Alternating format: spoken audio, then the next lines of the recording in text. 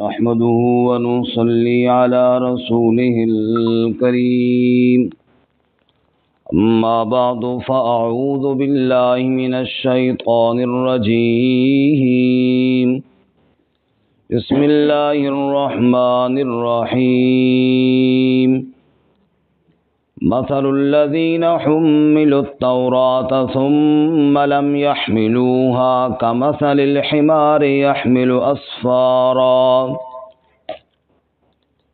بئس مثل القوم الذين كذبوا بآيات الله والله لا يهدي القوم الظالمين قل يا أيها الذين هادوا إن زعمتم أنكم أولياء لله من دون الناس فتمنوا الموت إن كنتم صادقين ولا يتمنونه أبدا بما قدمت أيديهم والله عليم بالظالمين قل إن الموت الذي تفرون منه فإنه ملاقيكم ثم تردون إلى عالم الغيب والشهادة فينبئكم بما كنتم تعملون مثل الذين حملوا التوراة مثال ان لوگوں کی جو تورات دیے گئے ثم لم يحملوها پھر انہوں نے اس کو نہ اٹھایا یعنی اس پر عمل نہ کیا کمثل الحمار يحمل اسفارا جیسا کہ مثال گدھے کی ہے جو بوجھ اٹھاتا ہے بئس مثل القوم الذين كذبوا بآيات الله بری ہے مثال اس قوم کی جنہوں نے جھٹلایا اللہ کی آیات کو واللہ لا يهدي القوم الظالمین اور اللہ تعالی ہدایت نہیں دیتا ظالم قوم کو قل یا ایھا الذین ہادوا آپ فرما دیجئے اے یہودیو ان زعمتم انکم اولیاء للہ اگر تم یہ گمان کرتے ہو کہ بے شک تم اللہ کے اولیاء ہو من دون الناس باقی لوگوں کے علاوہ فتمنوا الموت پس تمنا کرو موت کی ان کنتم صادقین اگر تم سچے ہو ولا يتمنونه ابدا بما قدمت ایدیہم اور تمنا نہیں کریں گے اس کی کبھی بھی اس وجہ سے جو آگے بھیجا ان کے ہاتھوں نے واللہ علیم بالظالمین اور اللہ تعالی جاننے والا ہے ظالموں کو قل ان الموت الذی تفرون منہ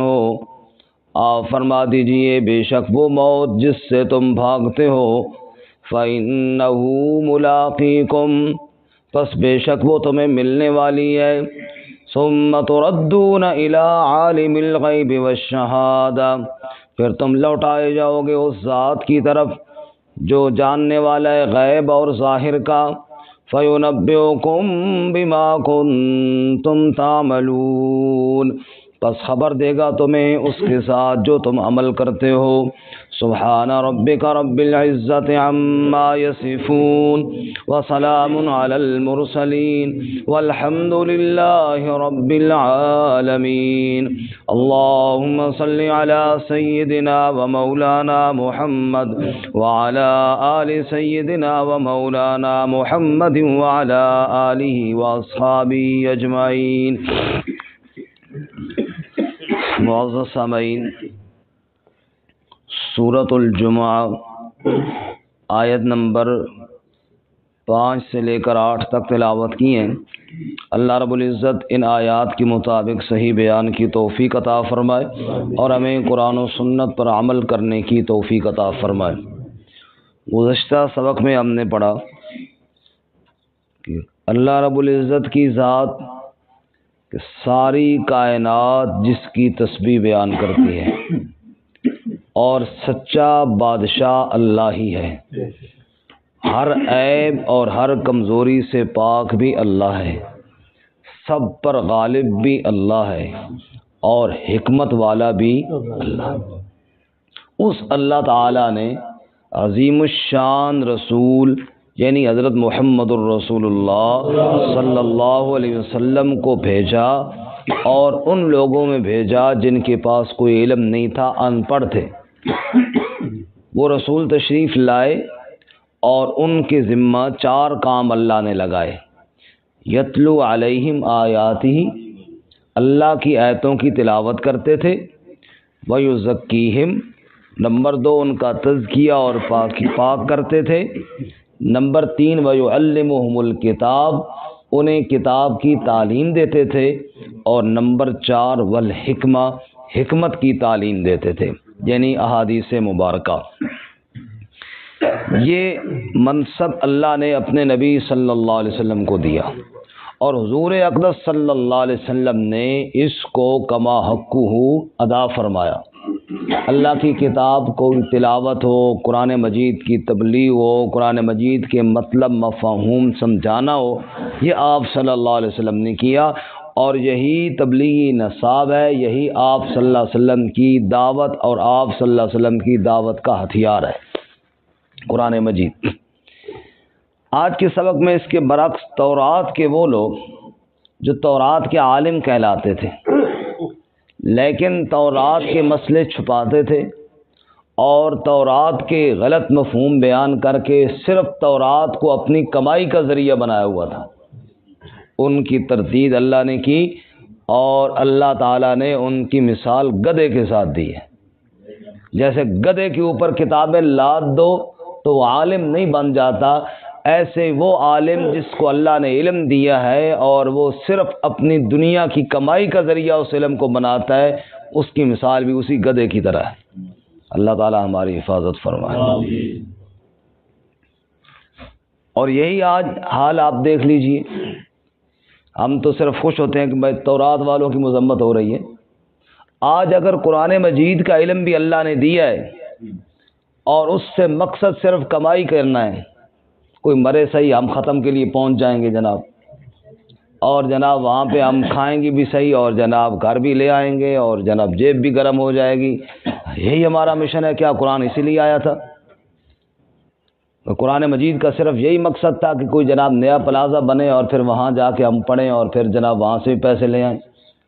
کیا قرآن مجید کا یہی مقصد تھا کہ اللہ کرے کوئی بندہ بیمار ہو تاکہ جناب ہم وہاں جائیں؟ اور ہمارے پنجاب کے علاقوں میں پھر جب وہ ہم ختم ہوتا ہے بڑا ٹائٹ قسم کا ہوتا ہے، صحیح ماشاء اللہ، وہ کپڑے بھی دیتے ہیں، جوتے بھی دیتے ہیں، چارپائیاں بھی دیتے ہیں، بعض دفعہ جو ان کا مر جاتا ہے مولوی صاحب وہ گھر جناب سیٹنگ کر کے رات کو دعا کر رہا ہے یا اللہ انہاں دا ایک اور مار شاء اور مرے گا تو ہمارا گھر آباد ہوگا۔ یہ مقصد ہے صرف قرآن مجید کا۔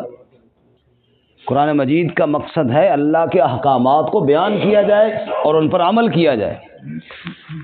جس دکان کی میں قرآن مجید کی تلاوت برکت کے لیے کی گئی، وہ دکاندار 2 نمبر سودا بیچتا ہے، وہ دکاندار ناپ تول میں کمی کرتا ہے، کل بھی کرتا تھا، آج جس دن تلاوت کی ہے آج بھی کر رہا ہے اور آئندہ بھی اس نے چھوڑنے کا کوئی ارادہ نہیں کیا۔ تو قرآن مجید کو پھر کیوں پڑھا جب قرآن مجید کی ماننی نہیں ہے؟ تو جب قرآن مجید کی ماننی نہیں ہے، مثال کے طور پہ نماز کا ٹائم ہوا، آپ نے مجھے امام بنا دیا، مصلی پہ کھڑا کر دیا، میں رکوع میں گیا، آپ کہتے ہیں ہم تبھی رکوع میں نہیں جاتے، آپ قیام میں ہیں، امام سجدے میں چلا گیا، آپ رکوع میں چلے گئے، اور جب امام کی اقتداء نہیں کرنی تو امام بنایا کیوں؟ جب قرآن مجید کی ماننی نہیں ہے تو قرآن مجید کو اس دکان میں لایا کیوں؟ کوئی بات سمجھ میں آ رہی ہے کہ نہیں آ رہی؟ یہ مقصد ہے اللہ کی کتاب کا کہ صرف کمائی کا ذریعہ بنایا جائے۔ اللہ فرماتا ہے یہ تو بنایا تھا یہودیوں نے تورات کو، اور تورات کو کمائی کا ذریعہ بنایا تھا، اور اللہ کے سچے نبی امام الانبیاء حضرت محمد مصطفیٰ صلی اللہ علیہ وسلم کا انکار کر دیا تھا، صرف اس وجہ سے کہ ان کی اس کمائی پر زد پڑتی تھی جو تورات کے ذریعے انہوں نے کمانا شروع کیا تھا۔ تو افسوس یہ ہے کہ آج ہم نے بھی وہی کام شروع کیا ہے۔ اللہ ہمیں قرآن مجید کو سمجھ کر اس پر عمل کرنے کی توفیق عطا فرمائے۔ اور علماء پر تو فرض ہے، جنہوں نے قرآن مجید کا علم حاصل کیا ہے اور سنت کا علم حاصل کیا ہے، حدیث کا علم حاصل کیا ہے، ان پر تو فرض ہے کہ یہ لوگوں کے سامنے بیان کریں۔ نہیں بیان کریں گے تو وہ مجرم ہیں۔ اللہ تعالیٰ کی کتاب، اللہ تعالیٰ نے علم جو دیا ہے لِتُبَيِّنَهُ لِلنَّاسِ، اس لیے تاکہ اسے لوگوں کے لیے بیان کریں۔ بہرحال بات تو یہود کے علماء کی ہو رہی ہے، بات کس کی ہو رہی ہے؟ یہود کی، اور ہم اسی پر ہی خوش ہیں کہ چلو ان کی بات ہو رہی ہے، ہماری تو نہیں ہو رہی۔ فرمایا مثل الذین حملوا التوراۃ، مثال ان لوگوں کی جو تورات دیے گئے، حملوا اٹھوائے گئے، جیسے کسی پر کچھ ڈال دی جاتی ہے نا، اس کا دل نہیں ہوتا۔ اللہ کہتے ہیں مثال ان لوگوں کی جو تورات دیے گئے، ثم لم يحملوها، پھر انہوں نے اس کو اٹھایا نہیں جس طرح اٹھانا چاہیے تھا۔ کمثل الحمار يحمل اسفارا، ان کی مثال اس گدھے کی طرح ہے جو بوجھ اٹھا کر پھرتا ہے۔ گدھے کے اوپر مٹی لاد دو وہ بھی لے کر چلا جائے گا، اس کے اوپر کتابیں لاد دو وہ بھی لے کر چلا جائے گا، اسے کوئی پتہ نہیں ہے کہ یہ بوجھ مٹی ہے یا کتابیں ہیں، اس نے تو پہنچا دینا ہے جہاں لے کر جاؤ گے۔ اللہ فرماتے ہیں کتنے نادان ہیں، میں نے اپنی کتاب تورات کا علم ان کو دیا تھا اور انہوں نے عام علم کی طرح اس کو بھی کمائی کا ذریعہ بنا لیا ہے۔ ایک آدمی یہاں سے 7 سمندر پار گیا، وہ کسی چیز کا علم سیکھ کر آیا، انجینئر بن گیا، آ کر اس نے اپنی کمائی شروع کر دی۔ ٹھیک ہے، اس نے سمجھا تھا کہ جناب میں نے کمائی کے لیے ہی کی ہے۔ ایک آدمی نے قرآن مجید سیکھا، اس نے بھی کمائی کا ذریعہ بنا لیا۔ فرق دونوں میں کیا ہوا؟ اس کو یہ بھی نہیں پتا کہ وہ عام دنیا کے فن کی کتاب تھی اور یہ تو ہدایت کی کتاب ہے۔ اللہ کریم فرماتے ہیں کمثل الحمار یحمل اسفارا، ایسے بندے کی مثال تو گدھے کی ہے جو بوجھ اٹھاتا ہے، اسے پتہ کوئی نہیں ہے کہ کیا اٹھایا ہوا ہے۔ نادانو، میں نے تمہیں اپنی کتاب کا علم دیا ہے اور تم عام بوجھ کی طرح سے بوجھ سمجھ رہے ہو۔ بئس مثل القوم الذین کذبوا بآیات اللہ، بری ہے مثال اس قوم کی جس نے اللہ کی آیتوں کو جھٹلایا ہے۔ واللہ لا یہدی القوم الظالمین، اور اللہ ظالم قوم کو کبھی ہدایت نہیں دیتا۔ ہدایت اس کو ملتی ہے جس کے دل میں طلب اور اخلاص ہو، جس کے دل میں طلب اور اخلاص نہیں، ایسے بے ایمانوں کو اللہ کبھی ہدایت۔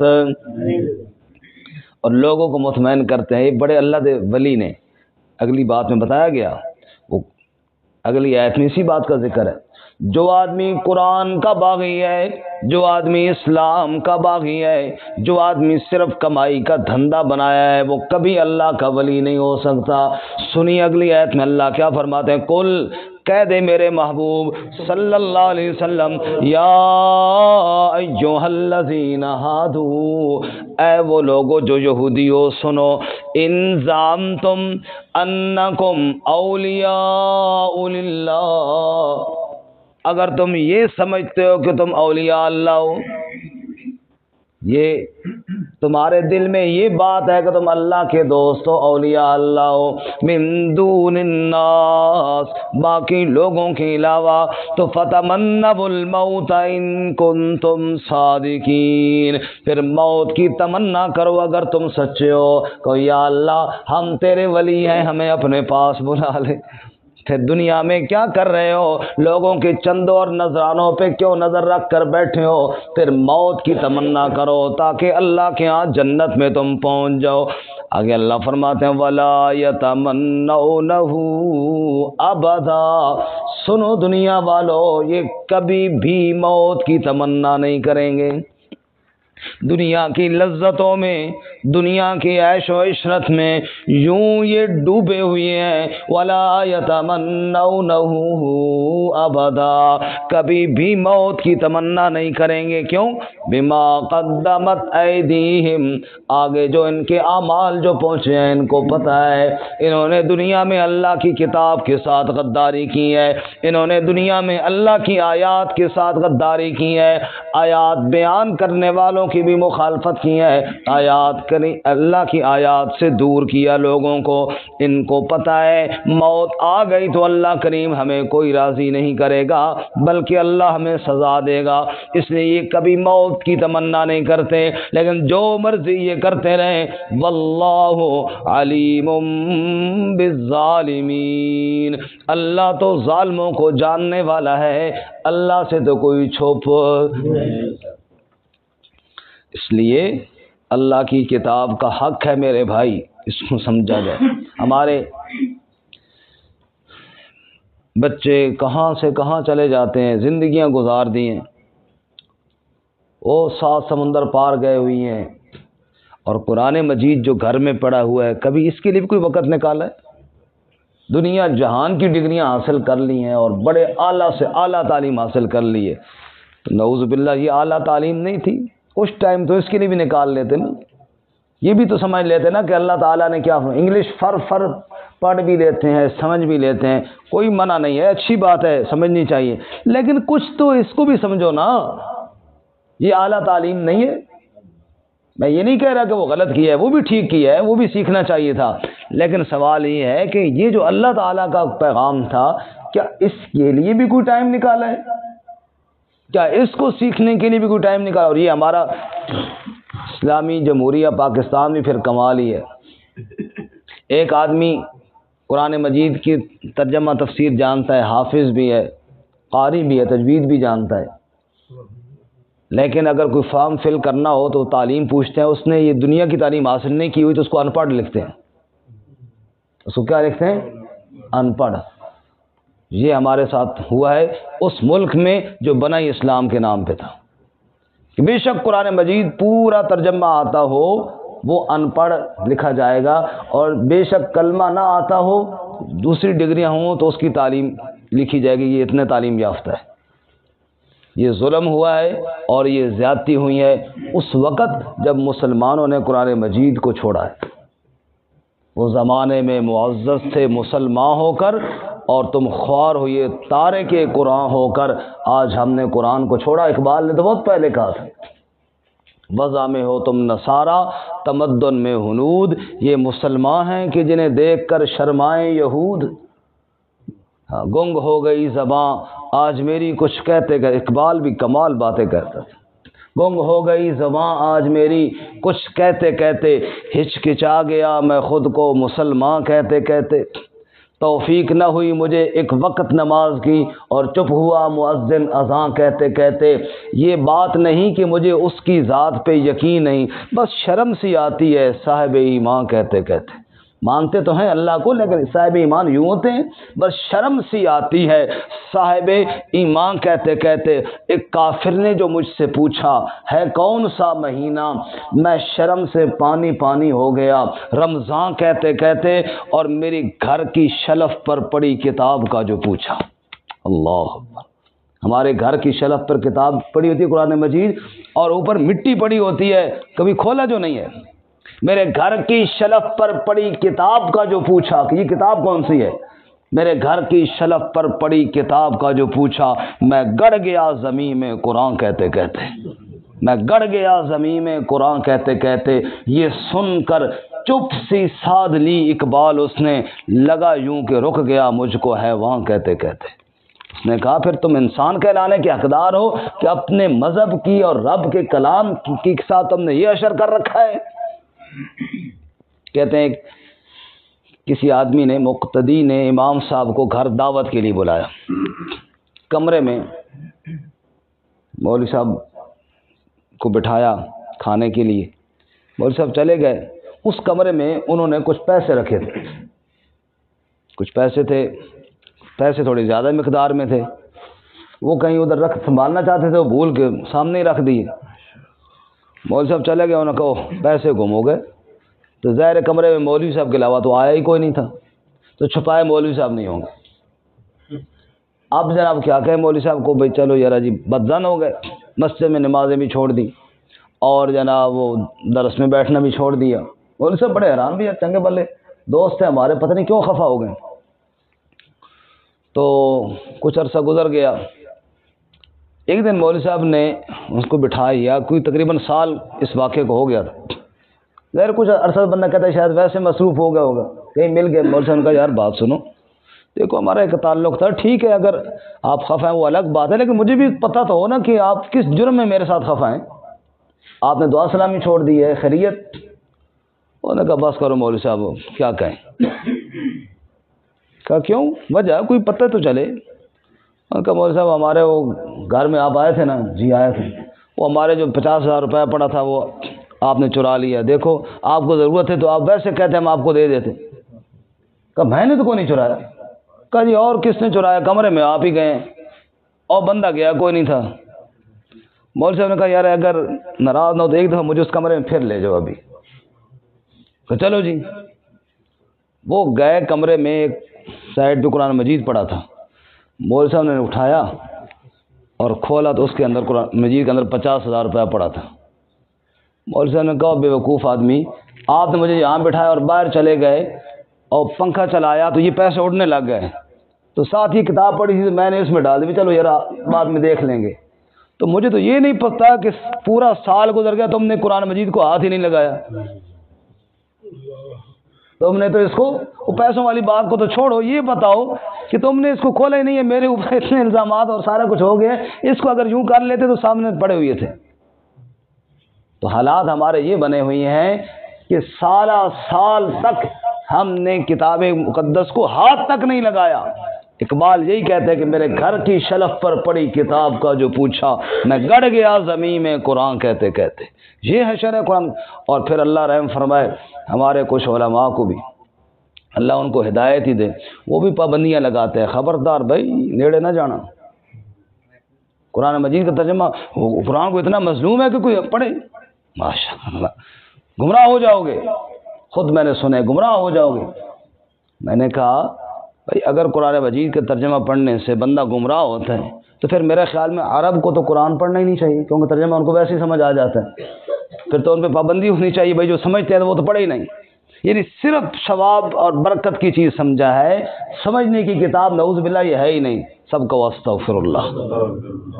قرآن مجید میں اللہ فرماتے ہیں لقد یسرنا القرآن للذکر فہل من مدکر، میں نے قرآن کو سمجھنے کے لیے آسان کیا، کوئی ہے سمجھنے والا؟